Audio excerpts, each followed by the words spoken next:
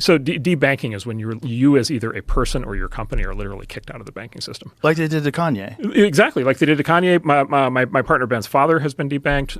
Really? We had an employee who For what? For having the wrong politics, for saying unacceptable things.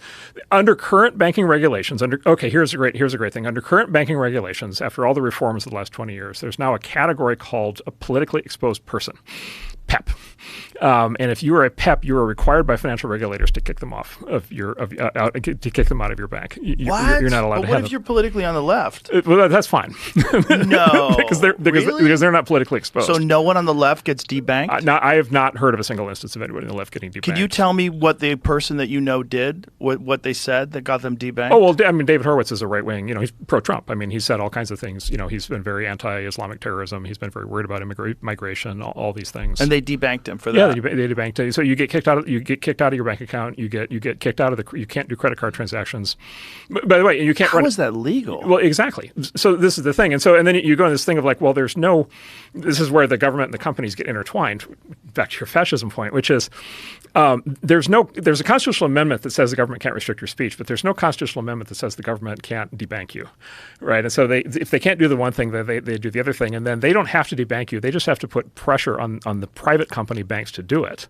And then the private company banks do it because they're expected to. But the government gets to say, we didn't do it. It was the private company that did it. And of course, JP Morgan can decide who they want to have as customers, of course, right? Because they're a private company. And so it's this sleight of hand that happens. So it's basically a privatized sanctions regime that lets bureaucrats do to American citizens the same thing that we do to Iran.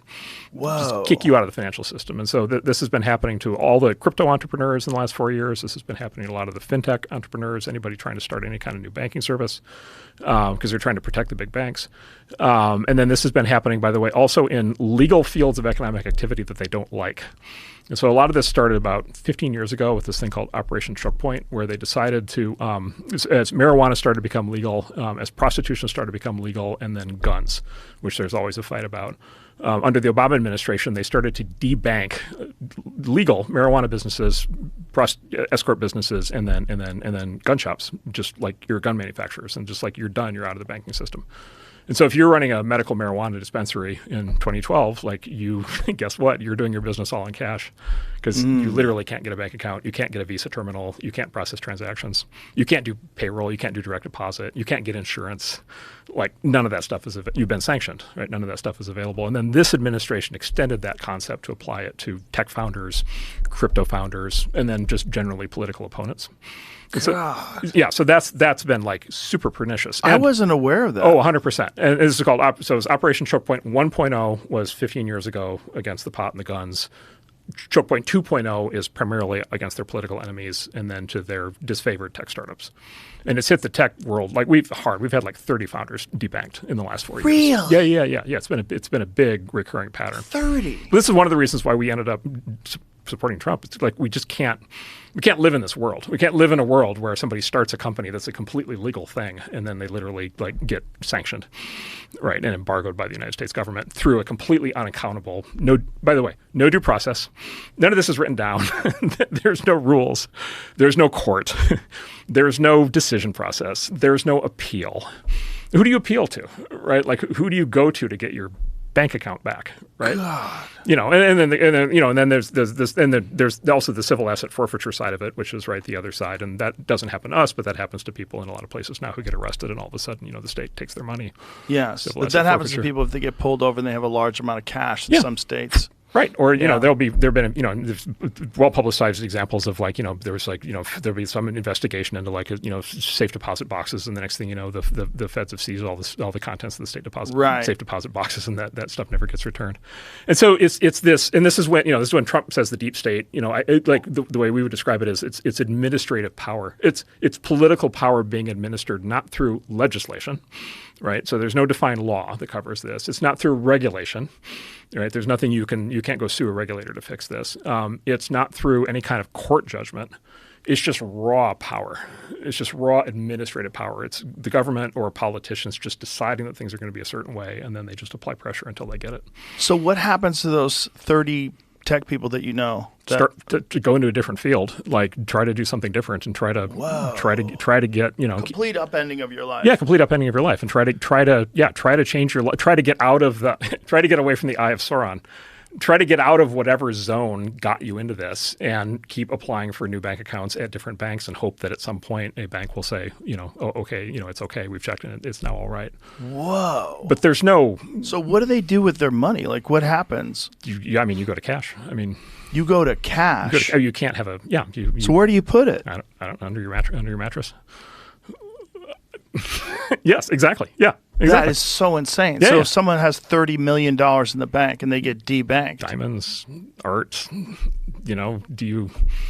I don't know. Go overseas somewhere. Holy shit! Yeah. And just like it just happens. And again, it's really, really important. There's no fingerprints. Like there's no. Right. There's no person who. There's no stick above the strings. Yeah, exactly. Right. It just happened. And we can trace it back because we understand exactly. We know the politicians involved, and we know how the agencies work, and we know how the pressure is applied, and we know that these banks get phone calls and so forth. And so we can loosely we understand the flow of power as it happens. But when you're on the receiving end of this, your specific instance of it, like you can't trace it back, and there's nothing you can do about it. What are the instances? Like, what is the company? What are they trying to do, and how do they run afoul? Well, all the crypto startups in the last basically 4 years. So remember the crypto thing got like really. Sort of everybody got excited and like NFTs and like all that stuff, and then it just like stopped. Yeah. And the reason it stopped is because basically every crypto founder, every crypto startup, they either got debanked personally and forced out of the industry, or their company got debanked and so it couldn't keep operating, or they got prosecuted, charged, or they got threatened with being charged. This is a fun twist. This is a fun little twist. So the SEC sort of has been trying to kill the crypto industry under Biden, and this has been a big issue for us because we're the biggest crypto startup investor. The SEC can investigate you, they can subpoena you, they can prosecute you, they can do all these things, but they don't have to do any of those things to really damage you. All they have to do is they issue what's called a Wells notice, and the Wells notice is a notification that you may be charged at some point in the future. Like you're like on notice that you might be doing something wrong, and they might be coming after you at some point in the future. Oh my God! Okay, so terrifying. That's the eye. The eye of Sauron is on you. Okay, yeah. Now trying to be a company with a Wells notice doing business with anybody else. Oh my God! Right, try to work with a big company, try to get access to a bank, try to do. So anything. That's when they support DEI initiatives, and Well, and then the SEC under Biden became the SEC under Biden became a direct application of exactly. So DEI, they did a lot with that, and then ESG, all the ESG stuff, and ESG is a very malleable concept, and they piled all kinds of new requirements into that. So through this process, the SEC could basically just simply dictate what companies do, with no accountability at all. Like there are hearings where they get yelled at, but like nothing changed. Nothing ever happened in a hearing that ever changed anything.